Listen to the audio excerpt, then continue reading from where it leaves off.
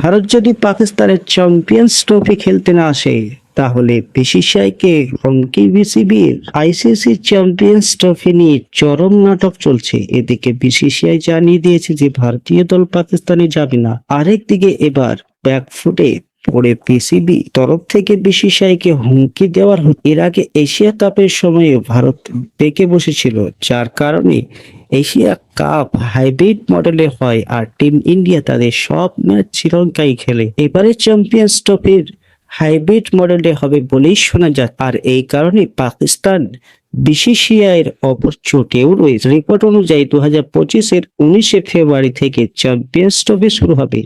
Final match হবে 9 March.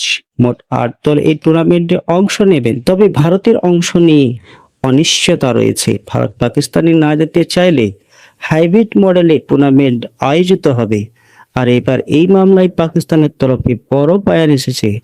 পাকিস্তানের জিও নিউজে রিপোর্ট মতে পিসিবির তরফ থেকে বিসিসিআই এর জন্য একটি হুমকি বার্তা জারি করা হয়েছে। পিসিবি জানিয়েছে যে ভারতীয় দল যদি চ্যাম্পিয়ন্স ট্রফি খেলার জন্য পাকিস্তানে না আসে তাহলে পাকিস্তান দলও আগামী টি-20 বিশ্বকাপ, যা 2026-এ ভারত ও শ্রীলঙ্কায় আয়োজিত হবে, সেই টুর্নামেন্ট বয়কট করবে বলে দিয়ে 19 থেকে 22শে জুলাই শ্রীলঙ্কার কলম্বোতে আইসিসি বৈঠক হতে চলেছে। সেখানে চ্যাম্পিয়ন্স ট্রফি নিয়ে আলোচনা হতে পারে, কারণ সেখানে পিসিবি এবং বিসিসিআই এর সচিব সভাপতি উপস্থিত থাকবেন বলে জানা যায়। প্রাপ্ত খবর অনুযায়ী পাকিস্তান কোনোভাবেই চ্যাম্পিয়ন্স ট্রফি আয়োজন করা থেকে পিছপা হবে না।